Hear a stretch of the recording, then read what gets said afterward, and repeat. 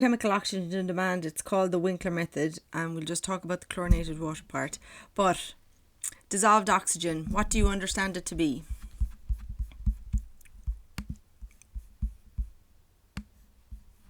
Don't all speak at once, really, it's okay. Is it fertilizer? So, but what dissolved oxygen? What is it? Where would I find it? And how then there's a relationship to fertilizer? In the water. Find it in the water. Okay, so dissolved oxygen is going to, it's anything that lives in water is going to need it. What is the issue then with farmers spraying fertilizer? Algae bloom. Algal bloom. Can you remember there's a real posh word for algal bloom in biology? It's funky. Eutrophication. So unfortunately this won't play, but what it shows is it shows the fertilizer runoff.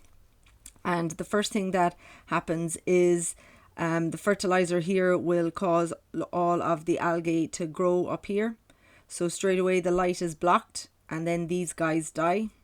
So that's bad news because now you've gotten rid of the plants that are going to make you your oxygen. And what's even worse then is that these guys all die, the algae all die, and its little aerobic bacteria come along and they eat through it at a phenomenal rate, and they use up the rest of the oxygen in the water, and now these guys are dead because they've got nothing to breathe. So I just about remember the 80s. You obviously definitely don't, but like the river quality in Ireland in the 80s, oh good God, the amount of stuff that was being put into it was just phenomenal. So dissolved oxygen is really, really important to know about because of what effect it can have. So there is a definition that you will definitely, absolutely have to know. Miss, Yeah. do you go back the page? I think the voice recorder thing was covering a bit of the things right. Is that okay? So we will talk about what eutrophication is because we're going to do water treatment as our next little thing. And we'll talk. Miss, what page is this? So this on for me is page 175. 174. Yeah, 174. Okay, you're a page behind. So all you just need for that is that it's essential for fish and aquatic life, and we will talk about eutrophication again.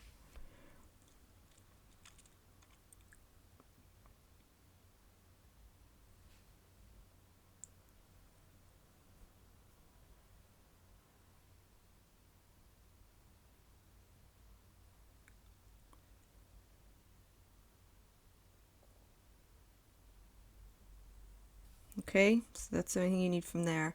And now it's just our definition. So I write it over 4 lines. So it's called the biochemical oxygen demand. It's the amount of dissolved oxygen, which is my first line, consumed by biological action. So it's microorganisms and those aerobic bacteria that are living in your water when a sample of water is kept in the dark at 20 degrees for 5 days. So they're the real 3 big criteria. Sorry for showing up. It's okay. So Dan, you won't be needed for about, I'd say, 10 to 15 minutes. So if you want to just literally turn us off, the sound and our volume, and you can turn off your screen, and I'll send you an email. That be okay? Alrighty. And you have this table as well. So perfectly clean water has no biochemical oxygen demand, but if you put silage effluent into it, it literally is just going to suck up all of the oxygen that's there eventually, because something is going to want to digest your silage effluent.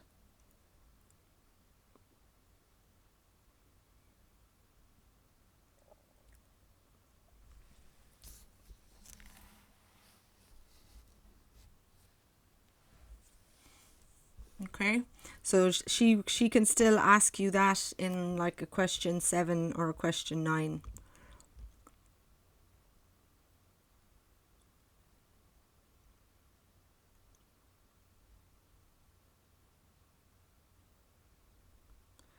Okay, so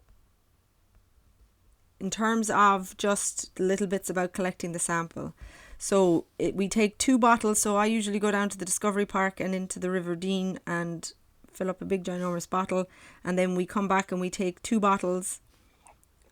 They would get filled to the brim because we don't want... Miss Lucy just said she was talking to Mr. Knox. That's okay. I'm here, Flo. Hi, Lucy. Hi. Hi, Lucy. The link will come up later if you want to see you haven't really missed anything.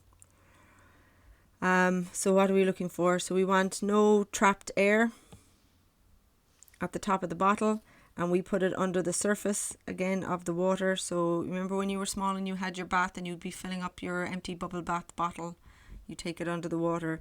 We do the exact same thing here, and we're, again, everything is to not add atmospheric oxygen. So we test one immediately, and the other bottle then gets put in the dark for 5 days, 20 degrees.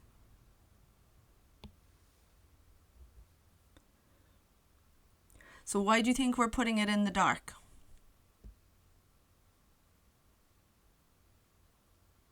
For organisms to grow so they don't.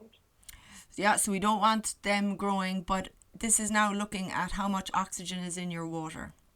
So what would be the advantage of having it in the dark? Would the light cause heat, which would make it rise? No, or- think about something else that light could do. Can't photosynthesize. Yeah, if there's anything in there that can photosynthesize, straight away, if you keep it in the dark, it's not going to be able to add oxygen to it. So that's what you're trying to do. You're trying to do this test to figure out how much oxygen is in my water. And if you've got something that can photosynthesize and can see light, then you're in trouble. And what we do is we'd have our number that we would get on the first day, and we subtract it from the 5-day value when you do your titration.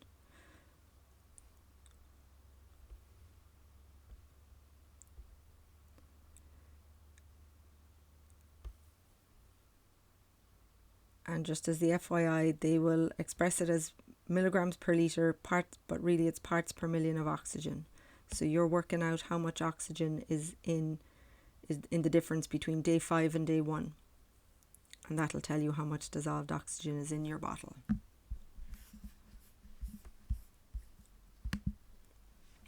Now, we're not going to do the blurb for the method because that is moot. But I'm just going to flip you over the page to just above where the titration stuff is.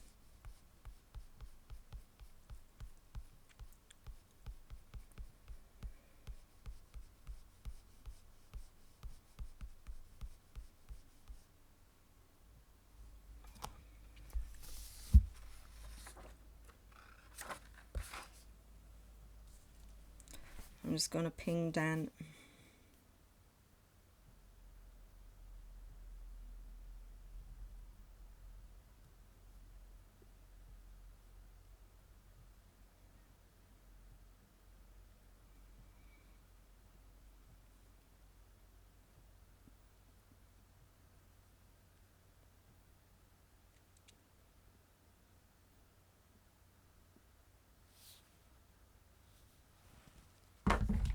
Okay. Any questions? Thank you, Vizzy. No. Thank you so much. Can I change my share? Lucy, you okay? Yeah. Okay. So we're over the page and there's just 3 little questions above the titration kit. So if you add all the chemicals and we get this white precipitate present, white means there's no dissolved oxygen in your sample, so you have a real bacterial issue. And we have to make sure we don't use chlorinated water, and the reason I'm putting this in is because, why is the question not coming, is because this is relevant to the redox titrations. So if you use chlorinated water, because chlorine is an oxidizing agent, it'll give an inaccurate titer. So we can say the exact same thing up to this point for the redox titrations. We do use chlorinated water, by the way, but we shouldn't. It has dissolved green in it.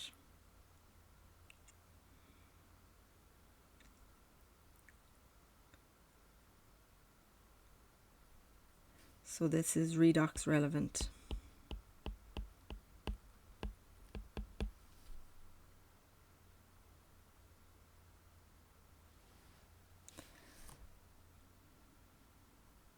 And you don't need this one.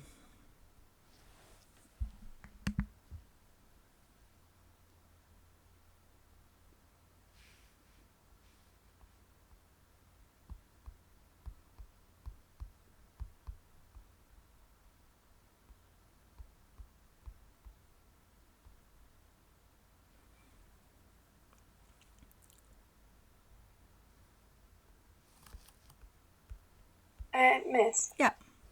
why do you have the of O2 concentration in brackets? Because that is specific to the BOD titration, but the point itself is relevant to any of the redox we did.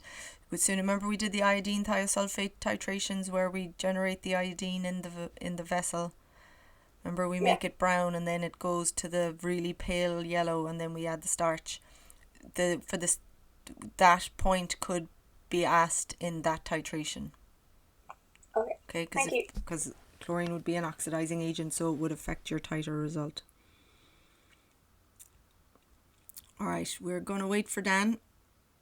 So you can... I'm going to turn me off and you can all chat among yourselves. We are gone back to... It's page 169, I reckon, for you. So I'll wait till Dan's coming to join us at 20 past. Okay.